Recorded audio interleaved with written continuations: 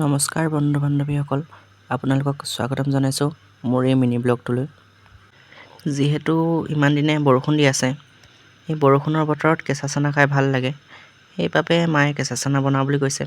মায়েনো কেঁচা চানা কিদৰে বনায় তাকে আপোনালোকক অলপ দেখুওৱা বুলি ভাবিছোঁ।